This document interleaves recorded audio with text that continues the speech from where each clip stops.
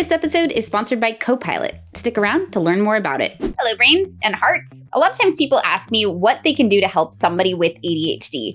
And the truth is, a lot of the things that people do to try are not as effective as they might like them to be, or as effective as we might like them to be. So I asked on the community tab in YouTube, on Twitter, and in my Discord through Patreon, what are some things that people do to help you with your ADHD that are not actually helpful, and what to do instead? 1. Organizing or cleaning up for somebody with ADHD. The goal here is usually to be helpful in terms of us being able to find things, cleaning up for us, because we struggle to do that for ourselves. The reason that it doesn't work often is because those with ADHD usually have things set up in a way that makes sense to them. It might not be incredibly well organized, but we do have some sort of organizational system set up. We know, generally speaking, where our things are. So moving them around can make it really difficult for us because now we don't know where things are. And the things that we did know how to find, now we can't find them anymore.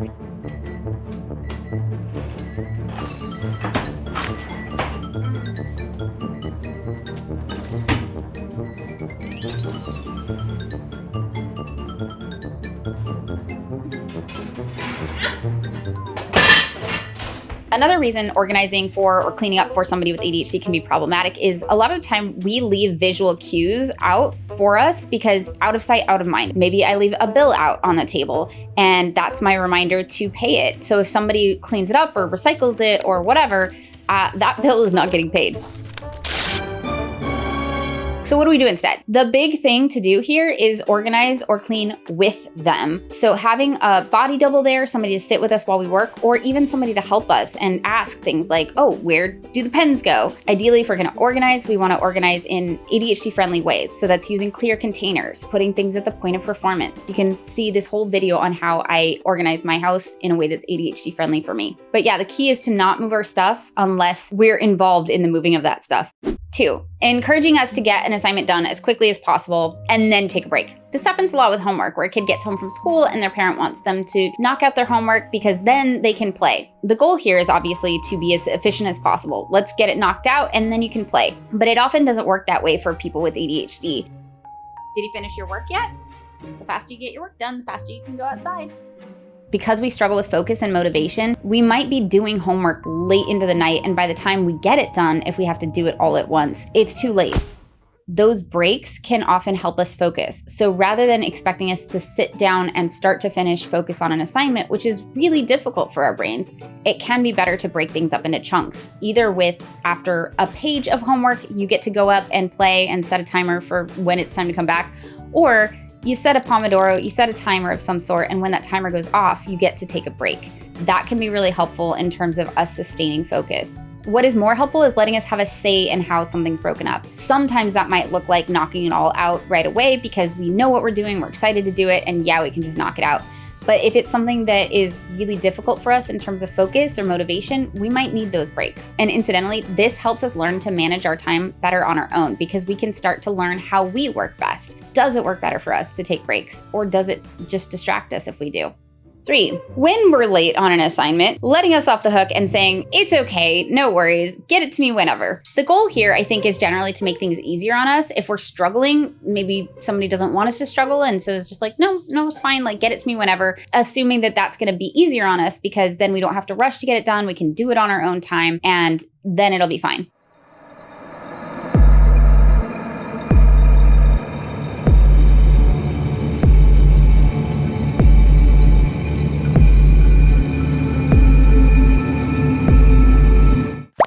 The problem is it's not, because urgency is one of the things that helps us with motivation. And so if you take away that sense of urgency, you've essentially taken away one of our motivational planks. And now we have a harder time getting across that bridge to do the task. It can look like we don't care, but what's really happening is now it's not accessible to us. Now we're having a harder time doing it because there is no deadline. You've just taken the thing and dropped it from the now box to the not now box. A better way to approach this, if you're gonna try and make things easier for us, is to say, okay, no worries, thanks for letting me know.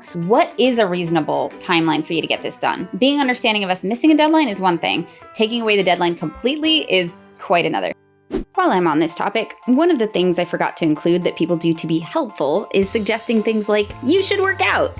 The thing is, we typically know what we should do. What we struggle with is actually doing it. Copilot, which is what I use to work out, helps with the actually doing it part. Copilot helps turn intentions into actions in a few ways. One, they plan your workouts for you based on the level you're at and the equipment you have. I started out with just a few dumbbells and was able to add more as I got stronger over time, and different types of equipment as I got bored.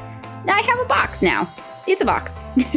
2, they help you schedule those workouts at a time that works for you and are amazing at moving them around if you happen to miss one, which for me, it happens a lot. And 3, they check in. The app tracks my workouts for me automatically, so a real human knows whether or not I've worked out, and that real human, my fitness coach Darian, messages me a few times a week to see how I'm doing and help me adjust my workouts as needed. My fitness needs and goals have changed a lot over the last year, especially as I've been traveling more and working on some major life goals, and Darian has been incredible about adjusting as needed. I feel supported and encouraged in a way I never really have been, even by IRL trainers. It really feels like she understands my goals and cares about helping me reach them in a way that's not just doable, but sustainable. When I miss workouts, she's quick to jump in and ask how she can rearrange my schedule for me, all of which is why this is literally the only fitness anything I've actually been able to stick to. If you'd like to try it out, click my Copilot link in the description. go.mycopilot.com/howtoadhd to get 14 days free with your own expert fitness and health coach. And now, back to the video for thing number 4.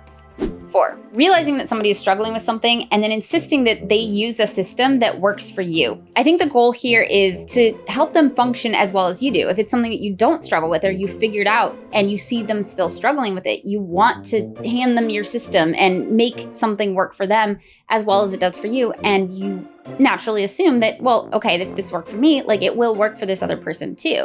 Here's the problem with that. Brains are different. People's experiences are different. People's preferences are different. And so a lot of times, even from somebody with ADHD to another person with ADHD, a system that works for me is not going to work for somebody else. And me just expecting it to work for them kind of sets them up for failure, because now they're being expected to work in a way that isn't natural to them. Maybe it's too advanced for them, or maybe it's not the right type of system for them at all. So one of the best ways to support somebody with ADHD who it's clear their systems aren't working for them is to meet them where they're at. Figure out what it is that they are using currently and see if you can work from there. If they're using pen and paper, probably a digital system is going to be too big of a switch. Ask them what they're using. Ask them what they've tried. Look at the parts of their systems that are working for them and see if you can support them in tweaking them as opposed to replacing them completely with something new. 5, oh, everyone's a little ADHD. Oh, I struggle with that too. Everyone struggles with that. The goal here, I think, is to normalize our struggles and make us feel less alone, because we're not alone, right? Everybody struggles with this. Here's the problem with that. Yes, everyone might struggle with certain things, but not to the same extent. It can actually be invalidating of our struggles to be told that everyone struggles like this. Because if everybody struggles like this, then are we just the one person in the world who hasn't managed to figure it out? It can create a sense of shame and failure. And unfortunately, it can actually make us feel more alone when we feel like we're trying to express that we're struggling with something and it's clear that somebody doesn't get it. If somebody's sharing their struggles with you, it means that they're either asking for help or they want to feel understood. And the best thing that we can do is listen to and understand their unique experience. While everyone struggles with something, not everyone struggles with it to that degree. And if it is a problem that needs to be solved, sometimes just talking through it can help us figure out what we need to do. On a similar note, wait, we already did 5. I'm going to call this 5B.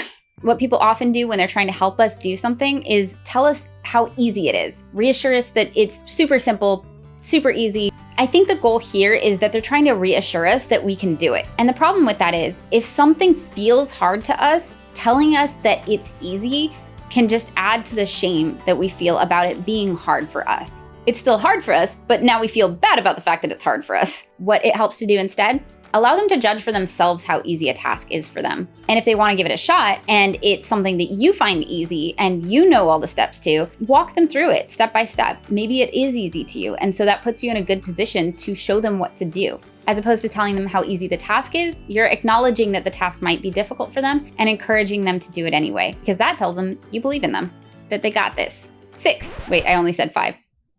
Bonus, eat the frog. I hear this one so much.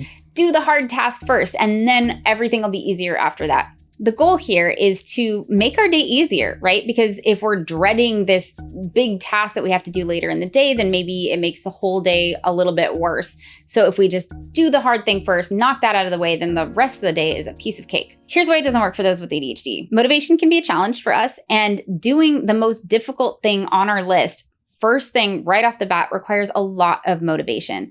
If we feel like we have to do that one thing before we can do anything else, and we don't have enough motivation yet to do that one thing, then we might just not get to any of it.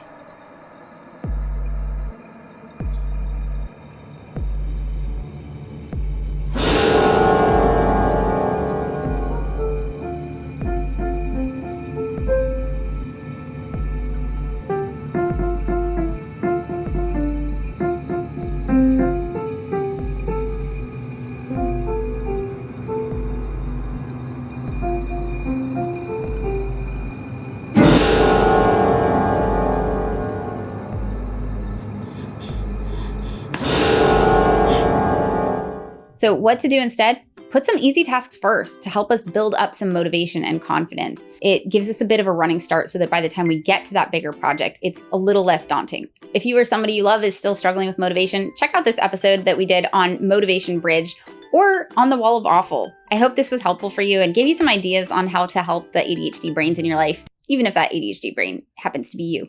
Oh, and if you want to try Copilot, again, links in the description. Thank you to my brain advocates and all my Patreon brains. Because of you, we can shoot interesting episodes like this. Like, subscribe, click all the things, and I will see you next episode. Bye, brains.